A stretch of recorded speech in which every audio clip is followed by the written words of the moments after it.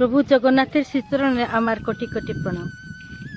আর আমার ভক্ত বন্ধুদের অভিনন্দন, স্বাগত এবং নমস্কার। আজ আমি একটি আলাদা টপিক নিয়ে এসেছি আপনাদের সামনে উপস্থাপনা করার জন্য।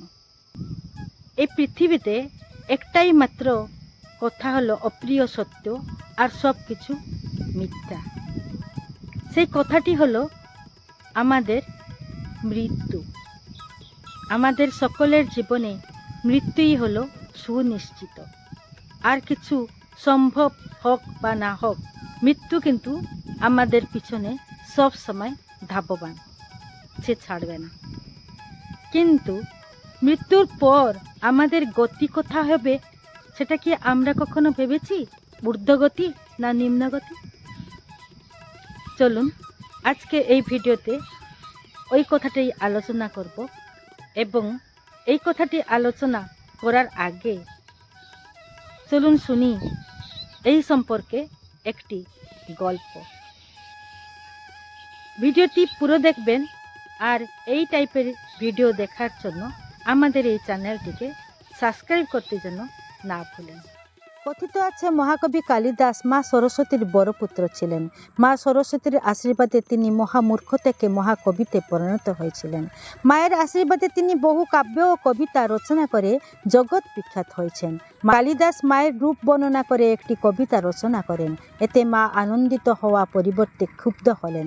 কালিদাসকে তিনি বললেন, তুমি আমার পুত্র হয়ে আমার রূপের বর্ণনা করেছ, আমি তোমাকে অভিশাপ দিচ্ছি। বিদ্যানগরী কাশীতে তুমি পরাজয় বরণ করবে।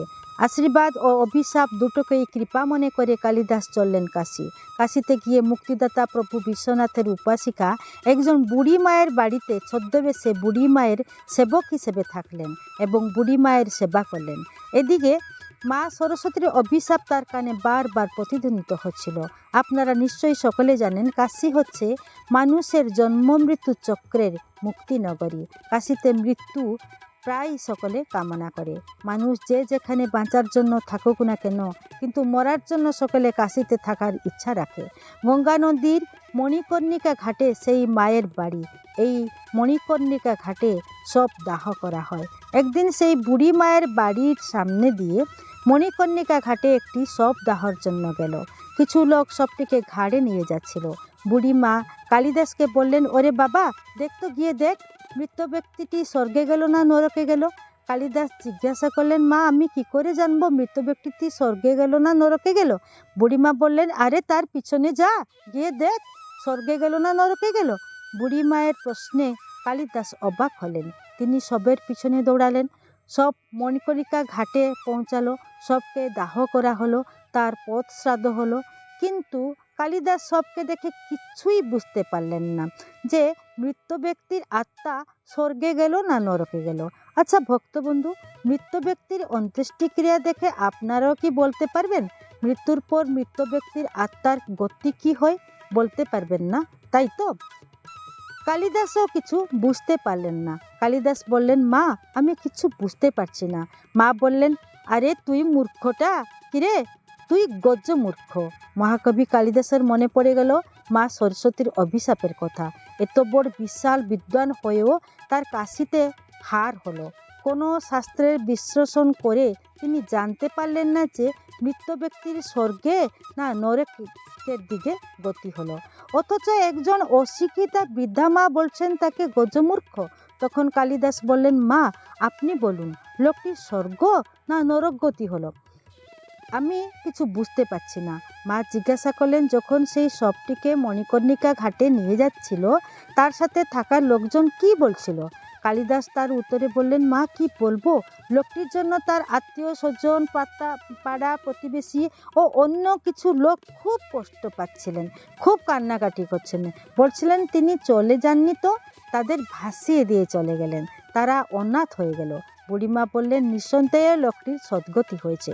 লোকটি মৃত্যুর পর তার পথ সুগম করার জন্য নিশ্চিতভাবে অনেক পুণ্য কাজ করেছে।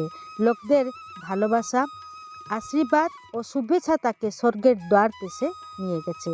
এবং এই সেই মৃত ব্যক্তির প্রতি লোকদের ভালোবাসা, আশীর্বাদ ও শুভেচ্ছা মৃত ব্যক্তির সারা জীবনের সুকর্ম ও ত্যাগ ও তপস্যার ফল। ওড়িয়া ভাগবতে বলা হয়েছে, প্রাণীর ভাল মন্দ বাণী মরণকালে জানি। অর্থাৎ সংসারে মানুষ সারা জীবন কী করলো তা তার মৃত্যু থেকে বোঝা যায়। একটি বাচ্চার জন্ম লগ্ন থেকে যেমন জ্যোতিষী শাস্ত্র তার পার্থিব জগতের ভবিষ্যৎ নির্ধারণ করে, ঠিক সেই রকমই মানুষের মৃত্যুর লগ্ন থেকে তার মৃত্যুর পর আত্মার ঊর্ধ্বগতি হলো কি নিম্নগতি হলো তা বোঝা যায়। প্রথমত, একজন ভালো বা ধার্মিক ব্যক্তির মৃত্যু নিশ্চিতভাবে শুভ লগ্নে হয়ে থাকে। দ্বিতীয়ত, তার বিরহে শুধু তার আত্মীয় স্বজন নয়, সারা সমাজে শোকের ছায়া খেলে যায়। আমরা কি কখনো ভেবেছি আমাদের মৃত্যুর পর আমাদের গতি কী হবে? আমরা ব্যাংক ব্যালেন্স ও গাড়ি বাড়ি নিয়ে এই অমূল্য মানুষ জীবনের মূল্যবান সময়টুকু নষ্ট করে ফেলছি। যে পার্থিব জিনিসগুলো নিয়ে আমরা সর্বদা ব্যস্ত আছি, সেই সমস্ত জিনিস আমাদের যাওয়ার সময় কোনো কাজে লাগবে না, এবং কোন মুহূর্তে এই পৃথিবী থেকে আমাদের বিদায় নিতে হবে তাও আমাদের জানা নেই। আমাদের পরকালে যা সহায়তা করবে সেই বস্তুর অর্জন করার জন্য আমাদের মধ্যে কয়জন তৎপর? চলুন দেখি কেমন করে আমাদের পরকালের রাস্তা সুগম করতে হবে। একজন মানুষের সরল কপটশূন্য জীবনযাপন, অন্যদের প্রতি সহানুভূতি, ভালোবাসা, পরোপকারিতা, সকলের প্রতি যথার্থ কর্তব্য পালনে যে অপার্থিব সম্পত্তি অর্জন করা হয়, সেই সম্পত্তির বিনিময়ে আমাদের আত্মার সদ্গতি হয়ে থাকে। কিন্তু দুঃখের বিষয় এই যে, এই জগতের মায়াবদ্ধ হয়ে আমরা পার্থিব জগতের বস্তু সঞ্চয় করতে থাকি। পৃথিবী ত্যাগ করার সময় যে বস্তুর একটুকুও আমরা নিয়ে যেতে পারি না, যে সমস্ত পার্থিব দ্রব্য আমাদের মৃত্যুর পর কোনো কাজে লাগে না, কিন্তু সারাটা জীবন আমরা সেই পার্থিব জগতের পেছনে দৌড়াতে থাকি। চলুন আজ থেকে এই মূল্যবান মানুষ জীবন সফল করার জন্য সৎ জীবনযাপন করি, পরোপকার করি, সকলের সাথে ভালো ব্যবহার করি, যেন কেউ আমাদের ব্যবহারে আঘাত না পায়। যেমন আমাদের শরীর ত্যাগের পর এই সংসার আমাদের অনুপস্থিতি অনুভব করতে পারে, তাতে আমাদের মানুষ জীবন সফল হবে ও সদ্গতি লাভ করবে। তাদের অনুভব আমাদের জন্য আশীর্বাদ হয়ে আমাদের পথ সুগম করবে।